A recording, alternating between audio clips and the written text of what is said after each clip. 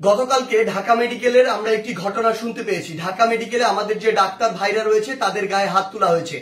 যে যারা হাত তুলেছে তারা কি অভিযোগ করেছে? তারা অভিযোগ করেছে সেখানে নাকি একজন যে পেশেন্ট মারা গিয়েছিল সেখানে ডক্টরদের গাফিলাতি ছিল, ওই ঢাকা মেডিকেলের গাফিলাতি ছিল।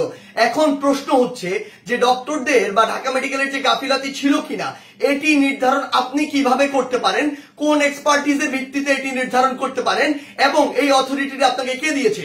যদি কোনো গাফিলাতি থেকে থাকে, ডক্টরের হোক, প্রশাসনের হোক, কিংবা যে কারো হোক, কিংবা কর্তৃপক্ষের হোক, অবশ্যই তার বিচার হবে।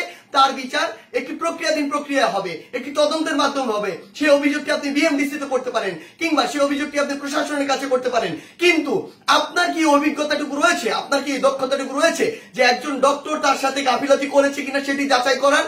আমাদের সবচেয়ে বড় এখন যে সমস্যাটি হয়ে গিয়েছে, আমরা এই বাঙালিরা অধিকাংশ ক্ষেত্রে অধিকাংশ বাঙালি নিজেদেরকে সব জায়গার দক্ষ মনে করি এবং সব জায়গায় নিজের নাক গলাতে যাই।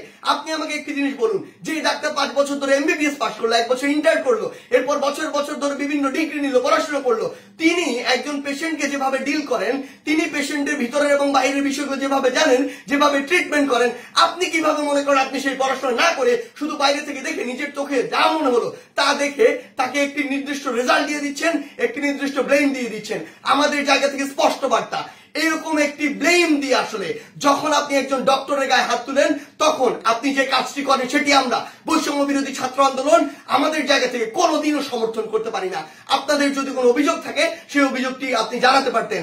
আমরা জানি আমাদের এই পুরো প্রসেসটিতে, এই ছাত্র জনতার অভ্যুত্থানে ডক্টররা কিভাবে ওই হসপিটালের ভিতর থেকে, ওই ইমার্জেন্সি থেকে তাদের ভূমিকাটি রেখেছে।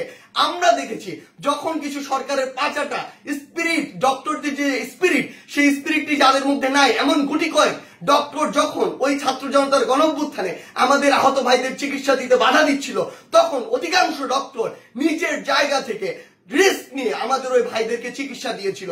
এমন অধিকাংশ ডক্টর রয়েছে যারা ডক্টরদের স্পিরিটটি ধারণ করে এবং আমাদের এই পুরো সময়টিতে আজকে পর্যন্ত আমার হসপিটালে যে আহত ভাইগুলো রয়েছে তাদেরকে নিরবিচ্ছিন্ন সেবা দিয়ে যাচ্ছে, নিজের কথা চিন্তা না করে। সেই জায়গায় যখন এরকম করে কোন একজন আমার ডক্টর ভাইয়ের উপর এভাবে হাতটি তুলে, আমরা এটি কখনো সমর্থন করতে পারি না।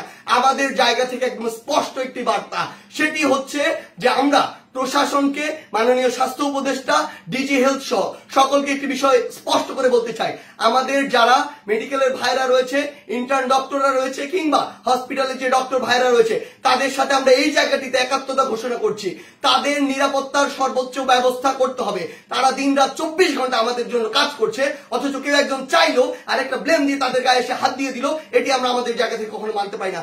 আমাদের জায়গা থেকে একটি স্পষ্ট বার্তা হচ্ছে তাদের এই নিরাপত্তার ব্যবস্থাটি করতে হবে। এবং গতকালকে ঢাকা মেডিকেলে যদি ওই পেশেন্টের মৃত্যুর জন্য কোনো কর্তৃপক্ষের হোক, ডক্টর হোক গাফিলাতি থেকে থাকে, তদন্ত সাপেক্ষে তার যেমন বিচারের আওতায় তাকে আনতে হবে। কিন্তু গতকালকে ওই আমার ডাক্তার ভাইয়ের গায়ে যে হাতটি তুলেছে, অপারেশন থিয়েটার থেকে বের হওয়া একজন ডক্টরকে, তার অবশ্যই দ্রুততম সময়ের মধ্যে তাকেও গ্রেফতার করে তাকেও বিচারের আওতায় আনতে হবে। আমাদের জায়গা থেকে স্পষ্ট একটি বার্তা, আইন নিজের হাতে তুলে নেওয়ার মতো অন্যায়টি যদি আপনি করেন তাহলে আপনার পক্ষে কোনোদিন আমাদের অবস্থান থাকবে না। ধন্যবাদ।